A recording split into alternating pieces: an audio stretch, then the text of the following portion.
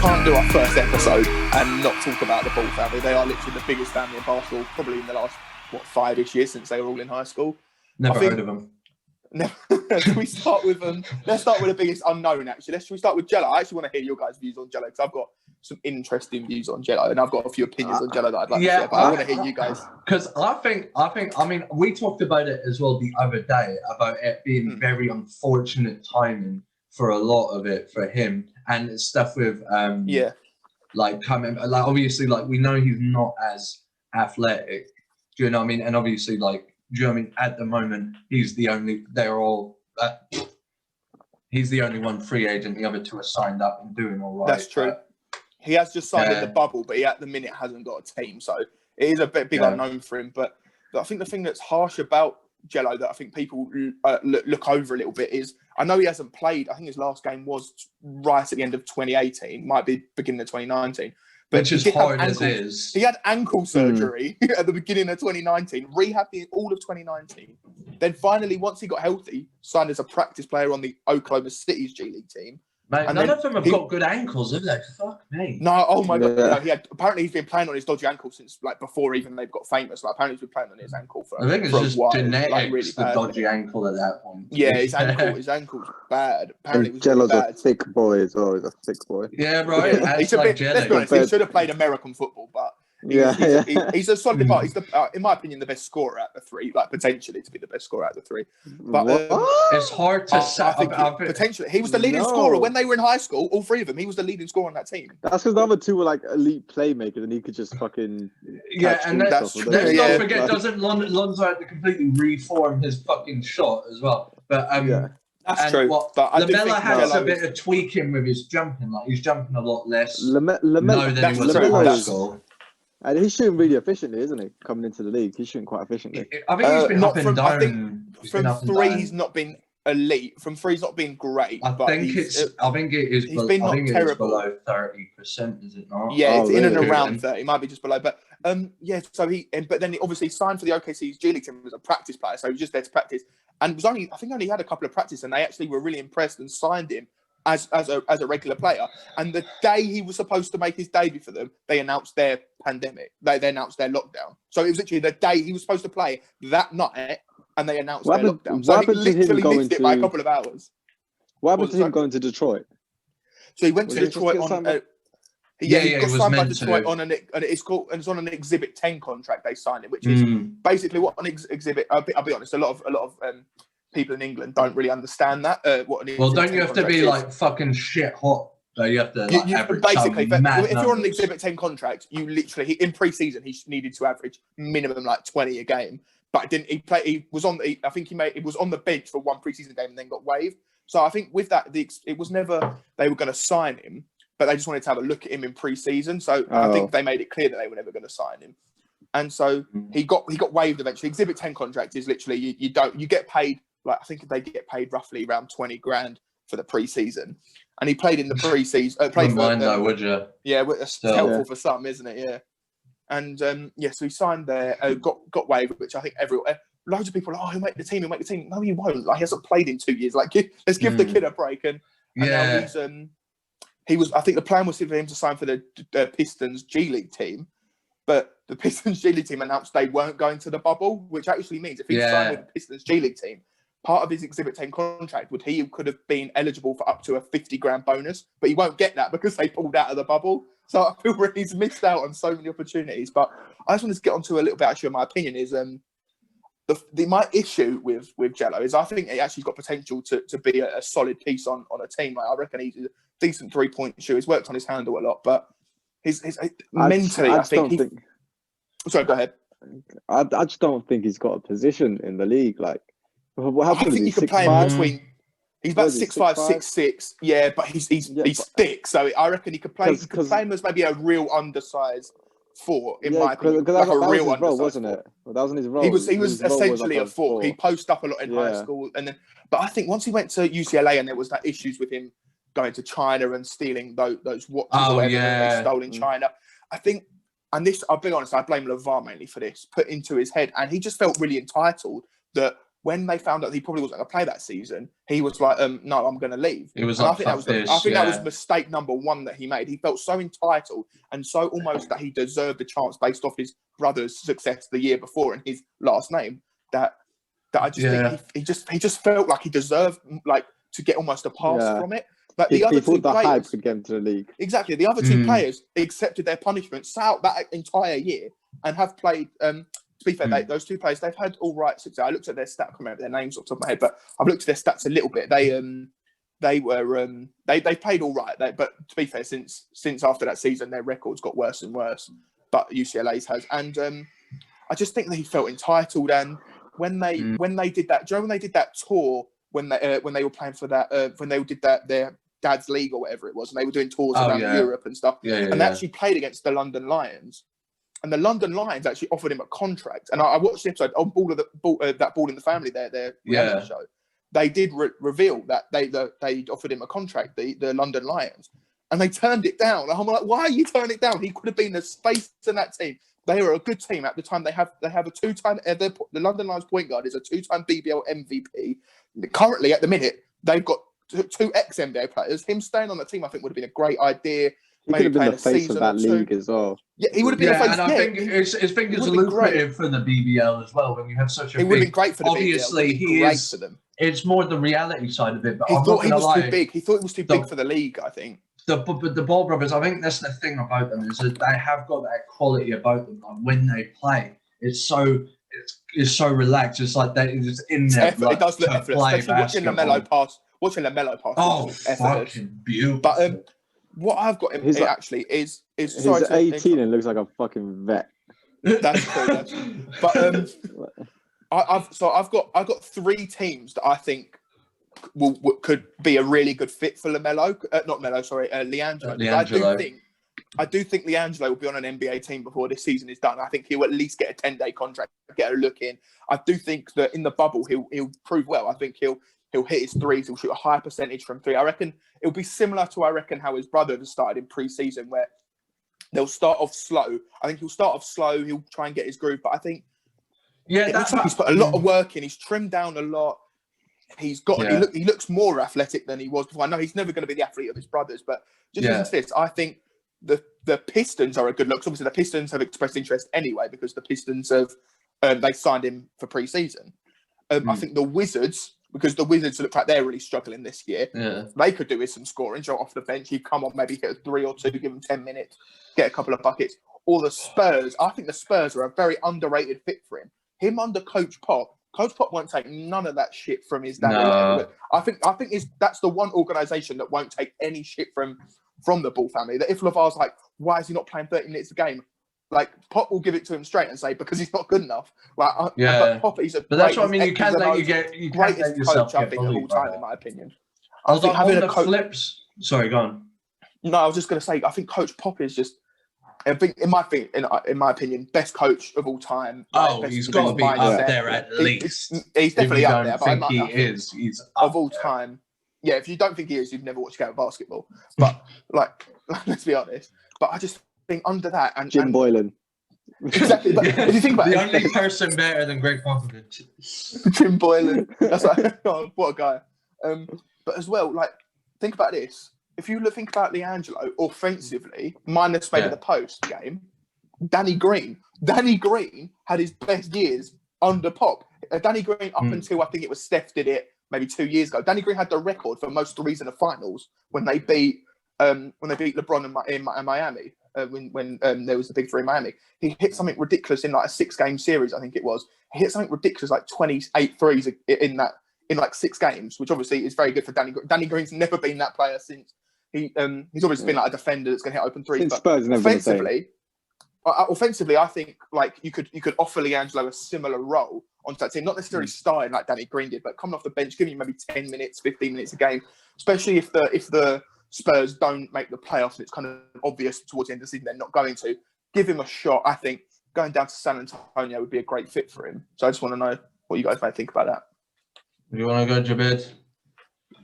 I've got stronger opinions. My main one that I just feeling passionate about at the minute is LaMelo, and I just feel like obviously we'll talk about him in a minute, but Yeah, so I think LiAngelo, I just like from the start, I just didn't feel like he had a fit in the league. Like a player like him, undersized, big. He wasn't the most skilled out of his brothers. Like I wouldn't really. You can't play him as a two, really, can you? You can't play him as an out-and-out two because he's not quick enough to guard guards. Yeah. He's too small to guard bigs. Yeah, so defensively, he's a big liability. Offensively, though, he could potentially be. Obviously, it depends on the next couple of years, but I think offensively, he can be a real issue because you can play him as a 2, 3, or 4. I think because he's 6'5", 6'6". I think size-wise, it's like the height of him is pretty versatile, especially in today's like small ball lineups that teams are always going to. But then he's not a PJ Tucker on defense, is he? So he's not. He's not Joe Davis defensively. Defense, yeah, man, I'm not gonna lie. Defensive presence is me, bro. Yeah. Should we move on to Lonzo? Oh, we'll go Lonzo. I think Lonzo. Okay, let's go Lonzo. The star, I think, of the family. Okay, Lonzo's been disappointing this season.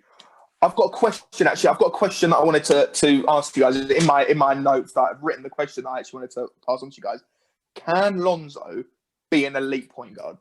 Not now, obviously, but in, let's say, 5 years' time, will Lonzo be an elite point guard? What do you mean elite? About all-star level or higher, like top 3? We'll say all-star. We'll say all-star. We'll change the question to an all-star point guard then. We'll change it slightly to that. Well, if you look at his competition, who's he got? Ja Morant as competition, Trae Young. Oh, but he is a fucking unit. Ja Morant's probably going to be the next best point guard in the league. My only concern with Ja Morant is when I watch him play, I do think young Derrick Rose sort of vibes. Yeah. And Derrick Rose's game was just kind of, obviously this sounds really harsh and I never wish this on anyone, but Derrick Rose was a torn ACL waiting to happen. And I'm kind of, I watch Morant play, I'm like, is he got that same sort of vibe where he's a torn ACL, torn meniscus waiting to happen? Because he's just so athletic. He's jumping out the gym. He injured his ankle, didn't he? Yeah, it's like that's my only issue. Obviously, I'd never wish an injury on anyone, but that's my only slight concern with Ja Morant. You see the way he lands on his. I feel like it's important that I feel like there should be the staff there to point that out for him because, like I say, even if you say D Rose play now, he's not doing all these fucking otherworldly hops like he was before. Do you know what I mean? That's because he can't. That's because he's got like 0 ligaments in both his knees. He hasn't got knees anymore. His legs are just like that. He's just ankle. It's sad me being a big Derrick Rose fan. Anyway, it's sad for him. Let's go back to Lonzo. So I think Lonzo potentially can be. I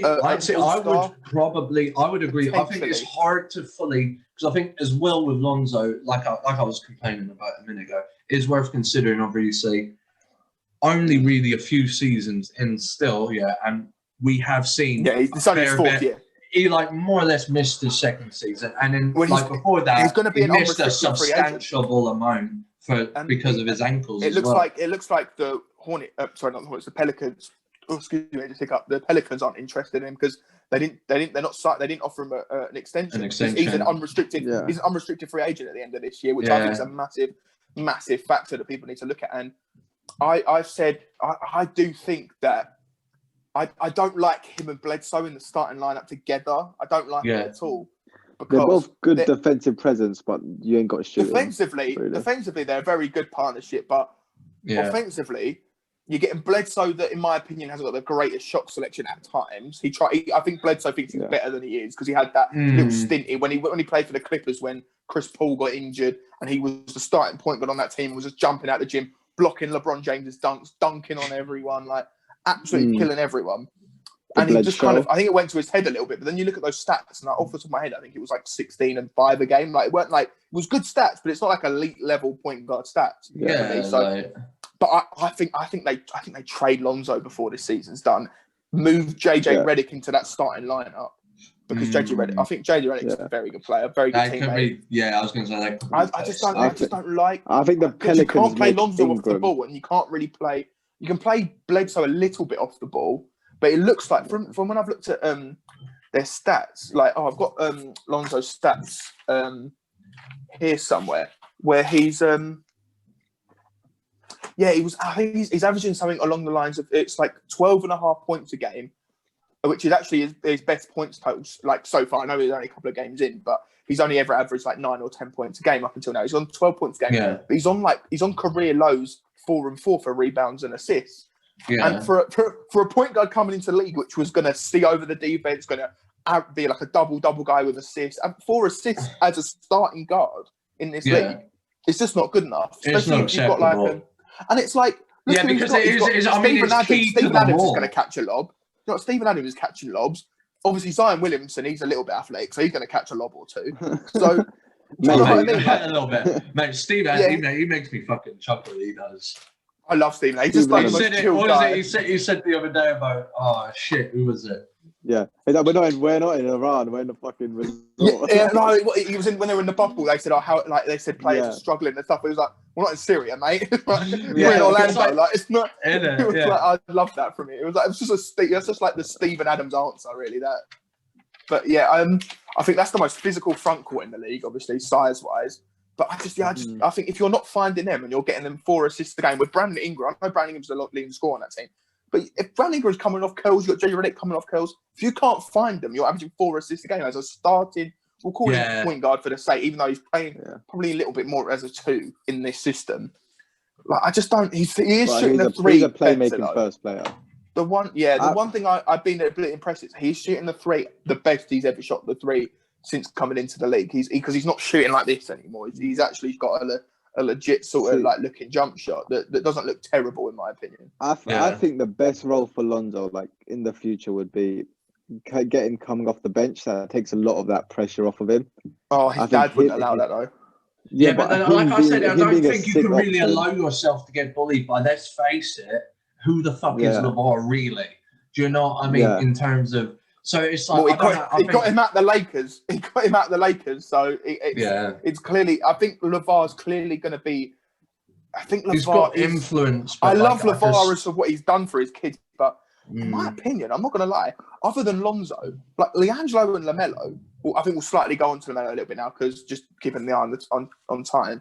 But, absolutely. Both of them two. So the middle and youngest son are awful defenders. Like they're really not good defenders. Oh yeah. And, like, do you know what I mean? They're really poor defenders. Well, was it LaMelo who had that fucking 92-point college game? Was it? Yeah, cherry picked. It was in high school. High school. But that's what I was going to say. That's the perfect example of it. It's like, 92 points, but it's not good when you're standing. The system they played in high school, where they played that like 2-2-1 preps. And they just trapped everything.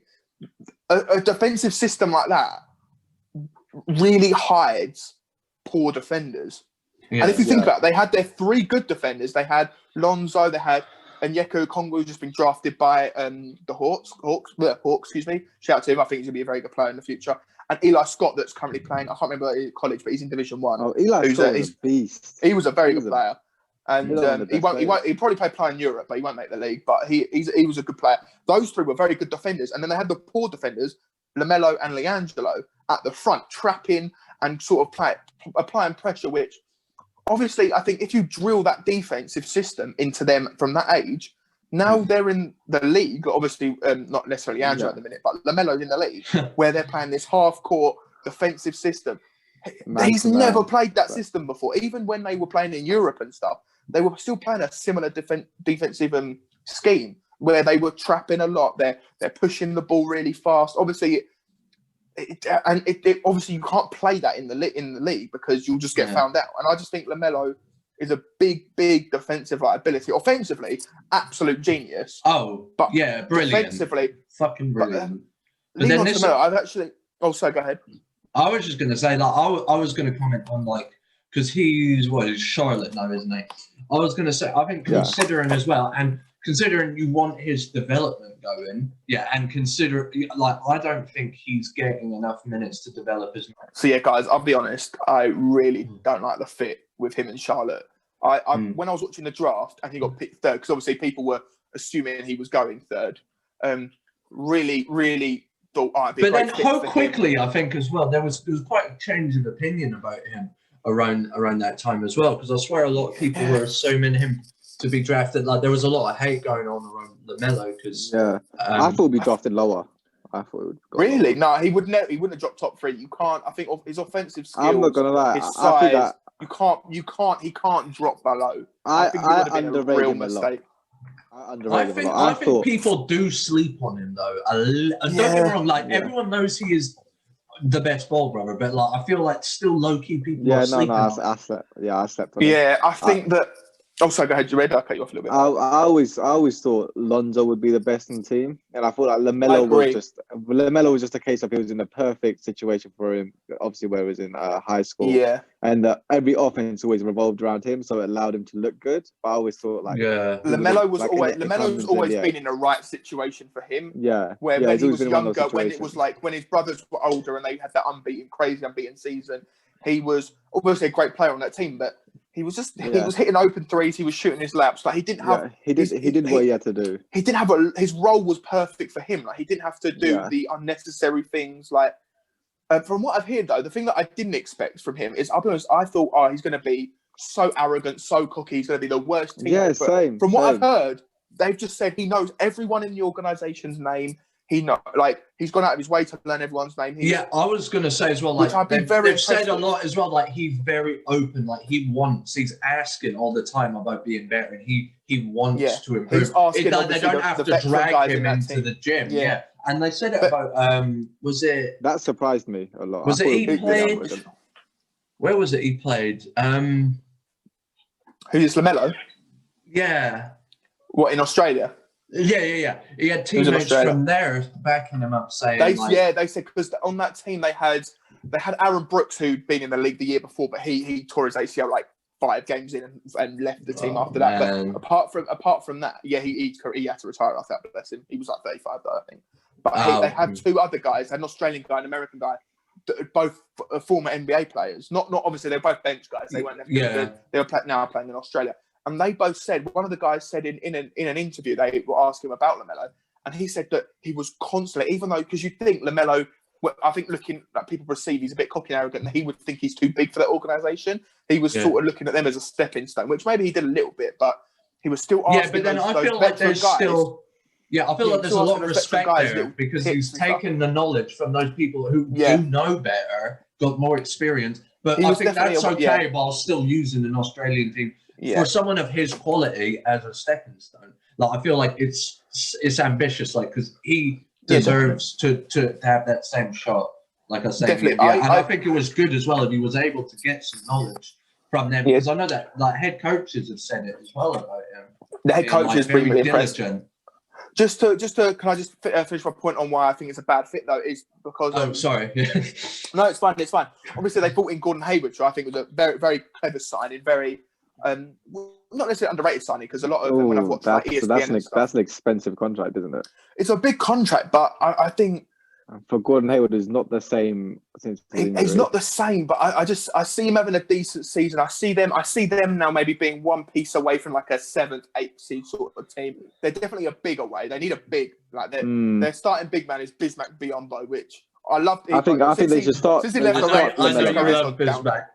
Man, I got Bismack jersey in my wardrobe, so I got a rating. But he played one season at the Raptors, and he got paid from Orlando. But ever since he got paid his career, he's just not been very good. To be honest. And when he's starting centre, he's only like 6'8" as well, so very undersized as a centre. Like LaMelo's the same height as their centre, essentially. Like, but I just don't like. Well, LaMelo, apart from I was just saying, apart from Gordon Hayward, their best players are both point guards. So they drafted a 3rd point guard.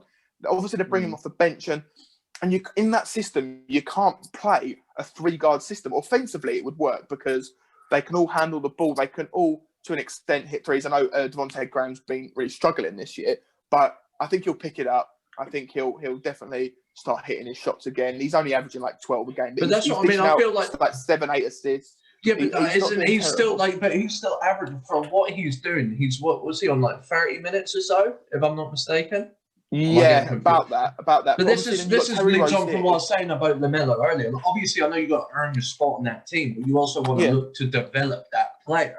And like he's getting like the other, I forget the exact games all the time, but like the other day he was having a really good game. I think he done like 14 points, 15 minutes. Yeah, they took him out. And then he had six minutes in the second half. Yeah, that's true. I'll be honest, the last two games he has played over 30 in both games.